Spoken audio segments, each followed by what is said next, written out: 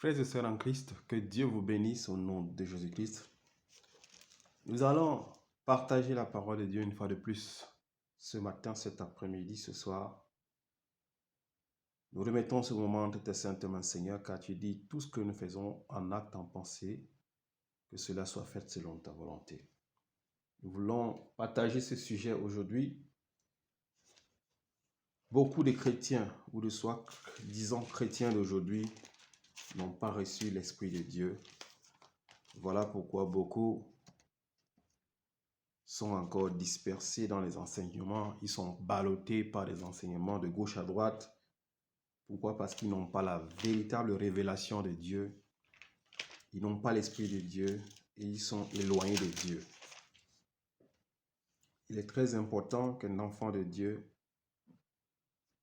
ait l'Esprit de Dieu. C'est ce que nous allons voir. Nous allons tourner nos Bibles dans le livre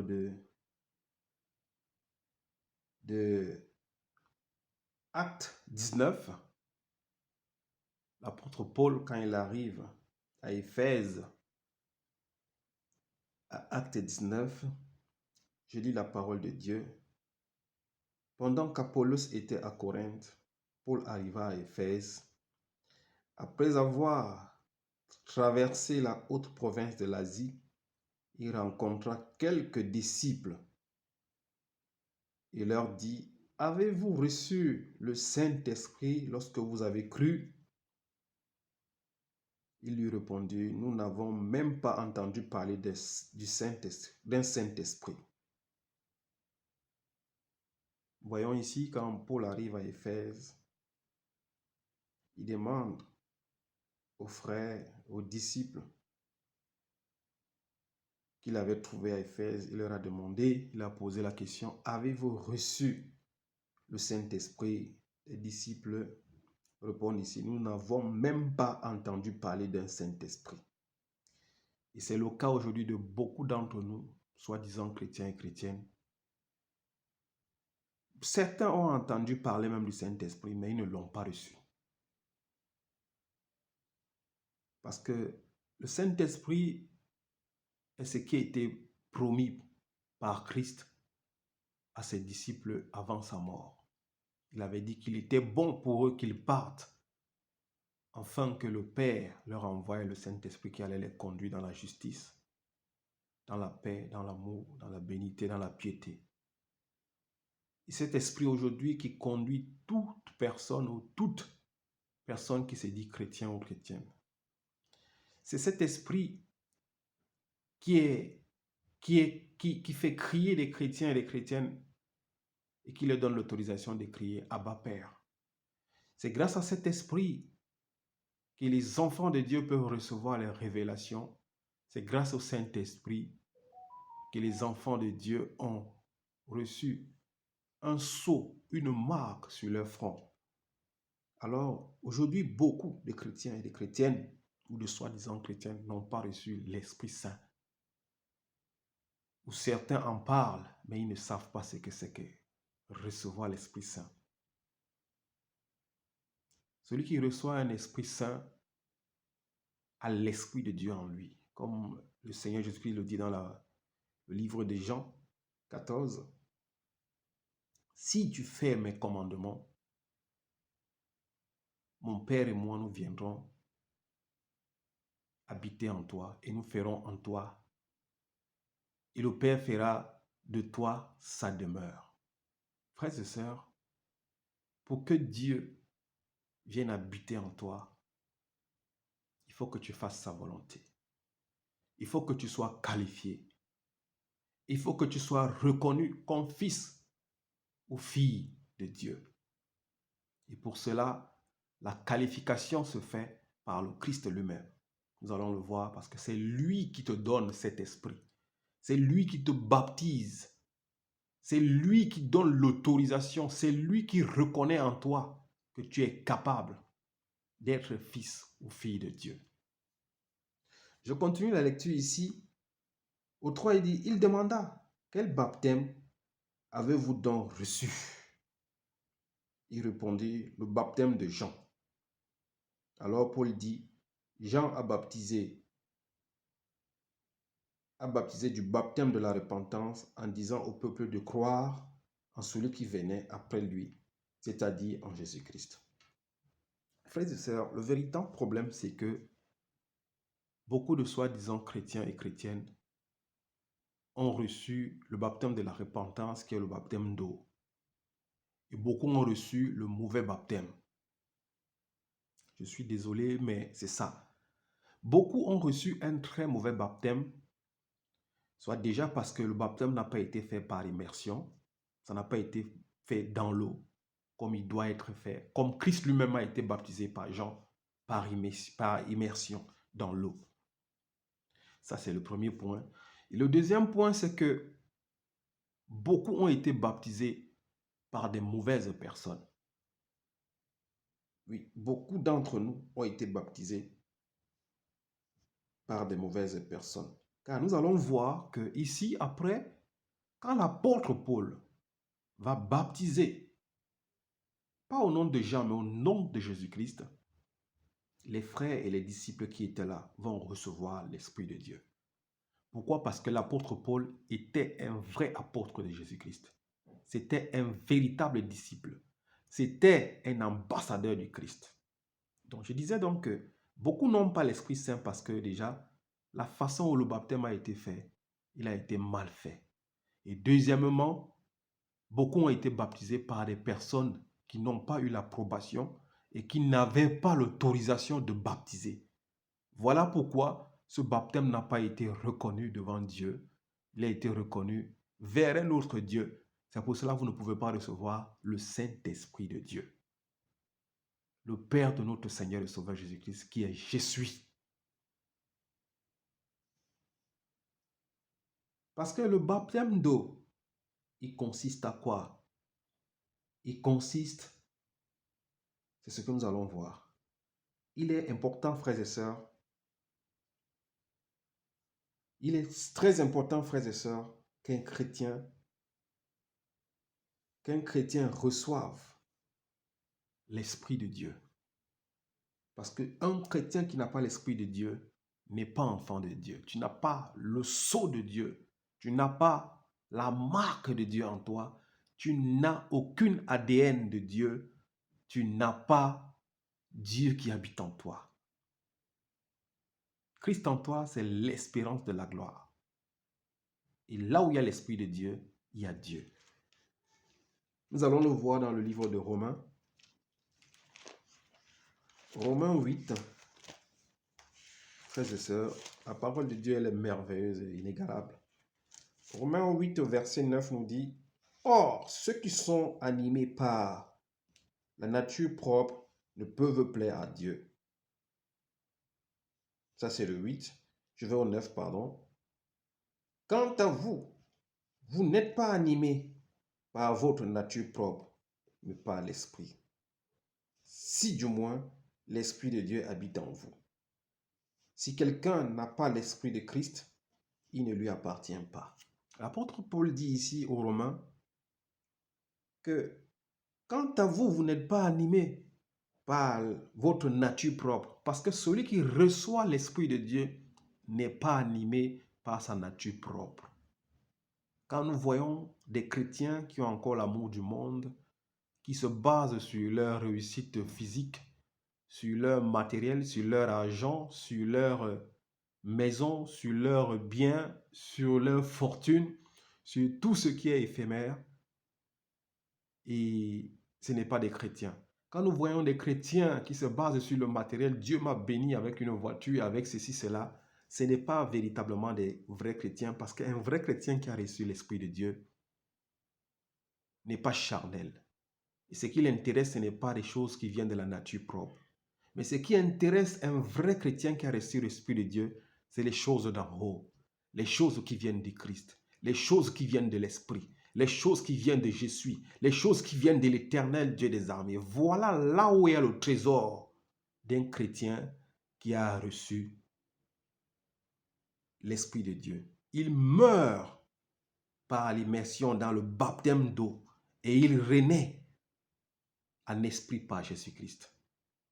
Celui qui a l'Esprit de Dieu. C'est pour ça les choses du monde, tout ce qui appartient au monde, Il vit parce qu'il doit vivre sur terre, mais ça ne l'intéresse plus. Ça, c'est ce qu'on n'a pas aujourd'hui dans l'Église de Dieu. Beaucoup de chrétiens sont des charnels, des m'as-tu-vu, des vantards. Les chrétiens d'aujourd'hui sont des arrogants. Les chrétiens d'aujourd'hui sont les premiers à vouloir montrer aux gens comment ils sont bénis matériellement. Et ça, ce n'est pas des véritables chrétiens. C'est pour ça, l'apôtre Paul dit ici, quant à vous, les chrétiens romains à qui l'apôtre Paul s'adressait, il dit ici, quant à vous, vous n'êtes pas animés par votre nature propre, mais par l'Esprit. Si du moins, il dit, précise bien, si du moins, l'Esprit de Dieu habite en vous. Et il dit ici, si quelqu'un n'a pas l'Esprit de Christ, il ne lui appartient pas. Frères et sœurs, si tu vis encore de la manière de la chair, si on voit encore les œuvres de la chair, comme le dit dans le livre de Galates 5, on voit encore ces œuvres de la chair dans ta vie, tu es encore accroché aux choses de ce monde, l'Esprit de Dieu n'est pas en toi. L'Esprit de Dieu n'habite pas en toi et Christ ne te connaît pas. Voilà pourquoi beaucoup de chrétiens sont ballottés par des doctrines.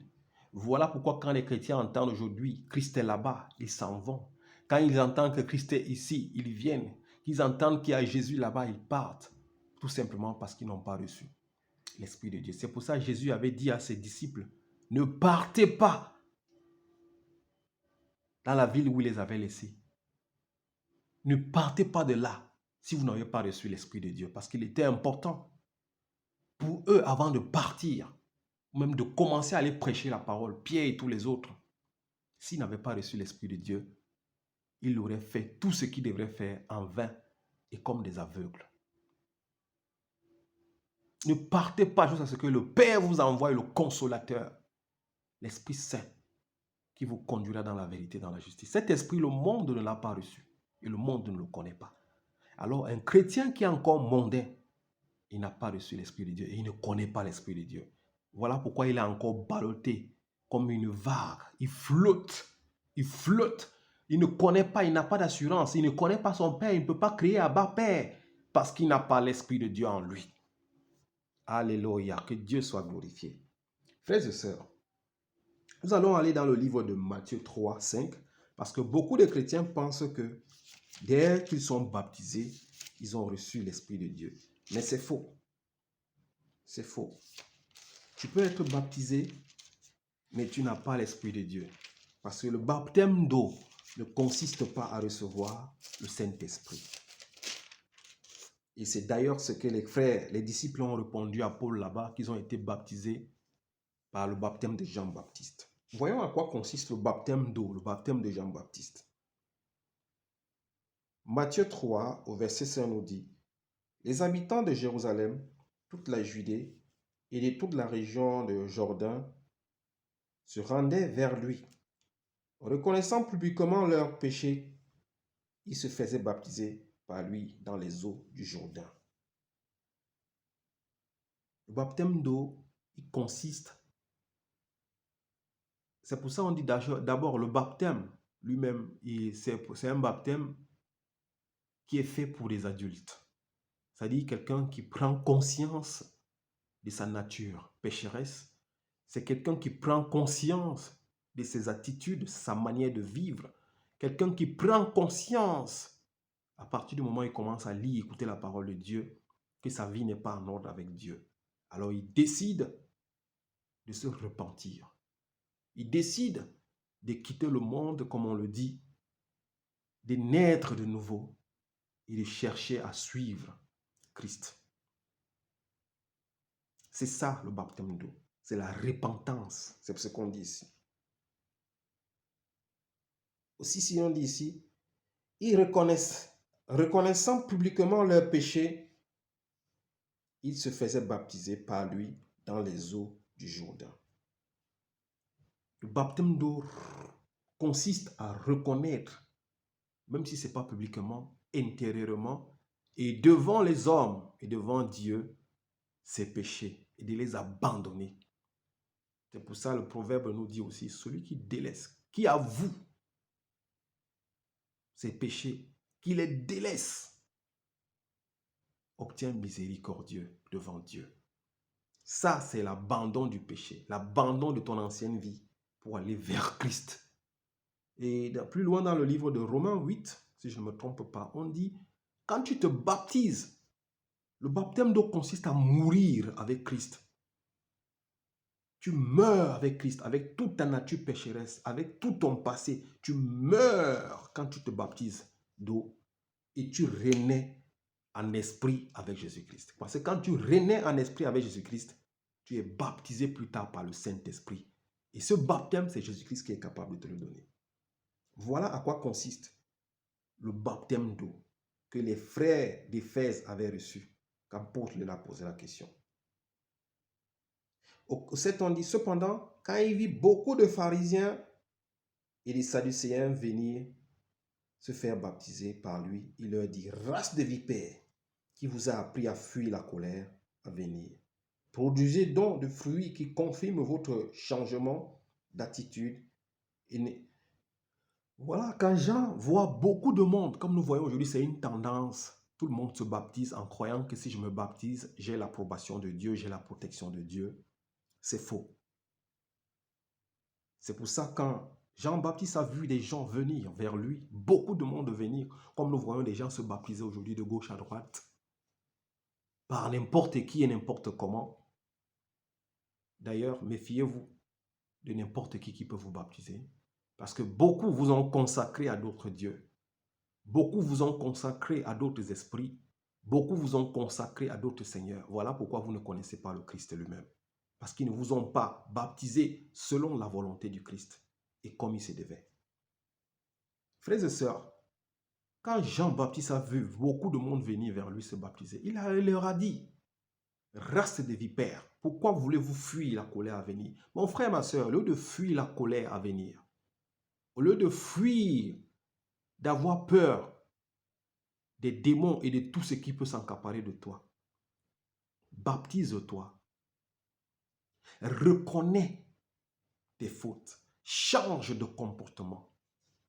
Change d'attitude, ta façon de vivre. Change ta manière de voir les choses. C'est alors que Dieu, dans sa miséricorde, il verra ta façon de fonctionner. Et lui-même, par sa puissance, il te baptisera. Ça ne sert à rien de te faire baptiser par n'importe qui et n'importe comment, croyant que tu recevras l'Esprit de Dieu ou la protection de Dieu. Non. Quand tu vas vers le baptême de la repentance, le baptême d'eau qui se fait par immersion, demande pardon à Dieu, humilie-toi, reconnais ta vie passée et demande pardon à Dieu. Délaisse tes péchés, tes iniquités et tes transgressions et commence à vivre. Meurs avec Jésus-Christ dans ce baptême d'eau, d'immersion d'eau et renais avec lui en esprit. Commence maintenant à désirer à vivre selon la puissance du Saint-Esprit en cherchant les choses d'en haut comme la Bible le dit. Commence à vivre selon la loi et la parole de Dieu pour que tu aies l'approbation de Jésus-Christ. C'est alors que lui-même te baptisera. Nous allons le voir ici, toujours dans le livre de Matthieu 3, au verset 11, il dit, « Moi, je vous baptise d'eau en vue de la repentance. » Frères et sœurs, beaucoup de chrétiens se sont baptisés d'eau. C'était pour la repentance. Ce n'était pas pour recevoir l'Esprit de Dieu. Voilà pourquoi beaucoup de chrétiens n'ont pas l'Esprit de Dieu. Jean-Baptiste dit, moi je vous baptise d'eau en vue de la repentance, mais celui qui vient après moi est plus puissant que moi. Je ne suis pas digne de porter ses sandales. Lui, il vous baptisera du Saint-Esprit et du feu. Frères et sœurs,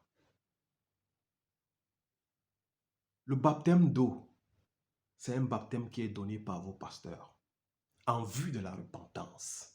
Comme les disciples ont dit à Paul, on a été baptisé par le baptême de Jean-Baptiste.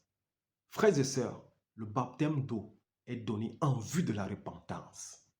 Mais celui qui vient après le baptême d'eau, c'est Jésus-Christ lui-même. Mais il faut qu'il approuve ta marche envers lui. Il faut que Jésus-Christ approuve ton envie, ton zèle de rechercher la parole de Dieu et de l'appliquer, de la mettre en pratique. Il faut que Jésus-Christ trouve que sa maison, son temple qui est ton corps, est bien nettoyé et il est prêt à recevoir le Père Dieu qui est je suis et Jésus-Christ qui est Seigneur des seigneurs, roi des rois. C'est alors qu'ils viendront habiter en toi et faire de toi leur demeure. Et quand ils viennent faire de toi leur demeure, ils déposeront cette marque. Ils déposeront cet esprit qui vivra en toi et cet esprit qui te conduira dans toute la vérité, dans toute la justice. Père, frères et sœurs, celui qui reçoit l'Esprit de Dieu reçoit la révélation de Dieu. Celui qui reçoit l'Esprit de Dieu, il ne marche plus selon la chair, mais il marche selon l'Esprit. J'ai dit, comme la parole lui-même le dit dans le livre de Hébreux 7, la nouvelle alliance que Dieu conclut avec ceux qui ont reçu son Esprit, elle n'est pas pareille comme celle qu'il avait fait avec nos ancêtres. Dieu dit, je conclurai une nouvelle alliance avec eux. Je mettrai mes instructions dans leur cœur. Ces lois seront dans nos esprits. Un homme n'aura plus à nous enseigner, car lui-même il mettra ses lois, ses instructions en nous. Nous allons le craindre et nous allons faire sa volonté. Ça, c'est pour un enfant qui a reçu l'Esprit de Dieu. Un enfant de Dieu qui reçoit l'Esprit de Dieu, il sait ce qu'il a à faire. On ne peut pas le tromper. Il n'est pas ballotté comme une vague dans des doctrines des hommes. Il n'est pas entraîné par des doctrines démoniaques et sataniques. Parce qu'il sait où il met ses pieds. Tout simplement parce que l'Esprit de Dieu l'enseigne dans toute la vérité, comme dit Hébreux 7. Voilà, frères et sœurs. Quand nous nous retrouvions en communauté, c'est pour partager la parole de Dieu. Ce n'est pas pour qu'un homme t'enseigne, mais c'est pour que nous partagions la révélation ou la parole que Dieu nous donne. Mais dans la nouvelle alliance, chaque enfant de Dieu doit recevoir l'Esprit de Dieu. Donc, un enfant de Dieu qui ne connaît pas les choses de Dieu, qui ne maîtrise pas la loi de Dieu, qui ne marche pas selon la volonté de Dieu et qui ne voit pas la main de Dieu dans sa vie, ne connaît pas Jésus-Christ. Tout simplement parce que tu n'as pas l'Esprit de Jésus-Christ en toi. Ça veut dire que tu es encore dans les ténèbres.